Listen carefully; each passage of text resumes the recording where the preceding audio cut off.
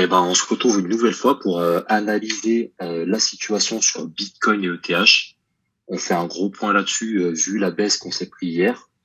Et demain, on fera un plus gros point du coup sur la macroéconomie. On verra le SP 500 et on fera un point DXY. Est-ce que ça te va? Allez, moi ça me va très bien. Ok, du coup, ce que je fais, c'est que j'ai pris 4 points là que je voulais aborder sur Bitcoin, histoire de faire un vrai point de la situation sur Bitcoin. Le premier point déjà, c'est un point qu'on pourrait nous reprocher, c'est le fait à chaque fois lors de nos analyses de déterminer un haussier et baissier. Du coup, ce point peut nous être reproché parce qu'on ne prend pas position. Mais c'est justement une qualité, au contraire, qu'on a parce que c'est notre taf. C'est le taf d'un trader, c'est le taf d'un analyste, peu importe comment on se définit. C'est de ne pas se prononcer sur la situation et ne pas se focaliser sur un seul scénario. Son but, c'est d'avoir les deux scénarios en tête. Un scénario haussier avec du coup des confirmations qu'il va rechercher. Et dans ce cas-là, il va établir deux setups pour bénéficier de la hausse. Et un scénario baissier qui, s'il se déclenche, lui permettra du coup d'appliquer des setups baissiers et pareil, de bénéficier de la baisse. En aucun cas, on se prononcera et on dit, voilà, nous, on pense que ça va aller là-bas et uniquement dans cette direction. Il y aura toujours les deux options. On aura juste à s'adapter à la situation pour pouvoir maximiser nos profits. Donc ça, c'est la première chose. La seconde chose, pour faire un petit point très rapide sur Bitcoin, c'est les liquidités. C'est difficile de se prononcer d'un point de vue de l'analyse technique sur quelle direction on va prendre.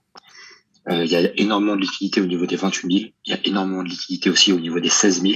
Du coup, le marché, à tout moment, peut partir des deux côtés. Il faut bien prendre en compte aussi qu'on est en fin de mois. Du coup, il va y avoir la clôture mensuelle qui sera très importante, qui nous donnera très certainement une confirmation de la direction souhaitée par le marché. Je réinsiste aussi sur un dernier point qu'on a abordé hier, c'est les options. Il faut rappeler que fin de mois, donc vendredi, on a la clôture de près de 2 milliards de dollars d'options sur Bitcoin. C'est énorme, ça influence forcément le marché. Donc voilà, il faut le prendre en compte. On a une fin de mois de septembre traditionnellement négatif, qui est très chargé en événements. Et le mois tout entier a été très chargé. Du coup, voilà, méfiance. Le marché est instable, donc il vaut mieux rester safe et attendre une direction claire du marché. Troisième point, c'est l'aspect psychologique.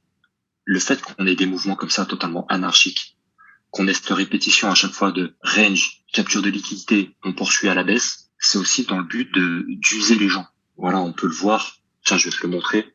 Pour continuer sur l'aspect psychologique, on voit juste ici justement les différents sentiments qu'on peut ressentir lors des différentes phases d'un même cycle, que ce soit durant la phase baissière, la phase haussière, la phase de latéralisation. Du coup, actuellement, on est peut-être justement dans cette recherche soit de capitulation. Moi, je pense que les institutionnels, on les a fait capituler quand on est arrivé au niveau des 17-6, où il y a eu beaucoup d'événements justement au niveau des instituts. Peut-être que c'est pas encore le cas sur les investisseurs amateurs qui sont encore très optimistes et ont vraiment l'impression d'avoir l'occasion de leur vie d'acheter à des prix monstrueux pour pouvoir devenir extrêmement riche extrêmement rapidement.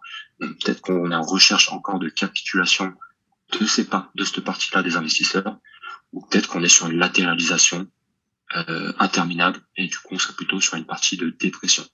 À voir dans quelle étape nous sommes. Mais l'aspect psychologique est à prendre en compte, en tout cas sur cette phase et sur les temps dans lesquels on se trouve. Je refais un dernier point sur TradingView. La dernière chose que je vais aborder, c'est un point qu'on retrouve tout le temps, c'est une pattern qu'on retrouve tout le temps. J'en ai parlé lors de mon dernier, du coup disponible pour la formation que j'ai diffusé dimanche. C'est ce pattern-là, tout simplement. On a un range et à chaque fois, en fait, on a cassure haussière. La plupart des gens du marché vont voir quoi? Une résolution haussière du range, un retest pour une continuation haussière. Grosso modo, les gens voient cassure, retest et s'attendent à ça. Mais en fait, le marché ne fait pas ça. En réalité, il vient juste capturer les liquidités qui se trouvent au-dessus de tous ces sommets-là, de ce sommet, et on est même venu capturer les sommets ici et ici. On a réintégration de solutions. Solution numéro 1, on revient latéraliser là-dedans pour un temps indéterminé et on aura une résolution un peu plus tard. Solution la plus couramment vue, ça va être de revenir sur le bas de canal, un retest, continuation baissière. Et ça, on le retrouve tout le temps. Je l'ai noté juste ici très rapidement. Précédemment, juste ici, on l'avait fait. On avait grosso modo un range, bande basse, bande haute. Cassure, tout le monde s'attendait à une résolution haussière. On vient réintégrer, on vient retester même à l'intérieur, on latéralise, continuation baissière. Juste ici, exactement la même chose. Un gros range, cassure par le haut. On s'attendait à un retest, continuation haussière. Et non, on a réintégré, continuation haussière. On a tout le temps ce pattern, du coup, faire vraiment attention. La réalité ici, c'est pas une cassure pour une résolution haussière, mais c'est bien de la capture de liquidité. Voilà, j'en ai terminé pour Bitcoin. Ouais, du coup, Steph, pour finir, donc on va faire une petite analyse rapide de TH. Donc, comme on a pu le dire hier, on en discutait, est-ce qu'on allait simplement aller capturer les liquidités de cette mèche pour se retourner? Donc, c'est ce qui s'est passé. Il y avait la possibilité de consolider au-dessus pour aller chercher ces FVG et surtout la MA200 dans un premier temps. Mais comme on a pu le voir sur Bitcoin, ETH a été la même chose. On a capturé les liquidités juste au-dessus pour retourner dans ce range. Donc là, on est dans le bas de range. On peut voir que ça latéralise entre les 1280 et les 1330. 1330 qui sont le POC sur le VPVR à l'heure actuelle. Donc maintenant, qu'est-ce qui va se passer? Deux possibilités. Soit on arrive à casser ce bas de range pour aller chercher soit les liquidités du dessous qu'on peut observer sur ChainView, où il y a énormément d'ordres, ce qui nous permettrait de capturer aussi les liquidités de ces mèches, donc certainement un rebond sur les 1200. Et le dernier gros point, c'est les 1000 $ où il y a énormément d'ordres également, ce qui pourrait correspondre à un NPOC monthly également, qui est aux alentours des 1050 $. Ça, on le partage, tout ce qui est ordre et tous les points importants à retrouver, ce soit sur les différents assets, on retrouve ça directement sur le Discord, on le partage régulièrement. Donc là, je suis dessus. Donc ça, c'est pour la partie privée. Donc on en a mis forcément beaucoup plus détaillé. Mais on le partage également dans le public au niveau des liquidités ici. Comme Steph l'a fait ce matin pour ETH. Vous voyez, on retrouve directement. Donc on va s'intéresser juste aux zones roses qui vont être là où il y a le plus d'ordre. Donc voilà, on peut faire ressortir les 1200 et les 1000 $, forcément le chiffre rond des 1000 $, qui va être un chiffre important où il va y avoir beaucoup de réactions. Donc voilà un petit peu pour ETH court terme.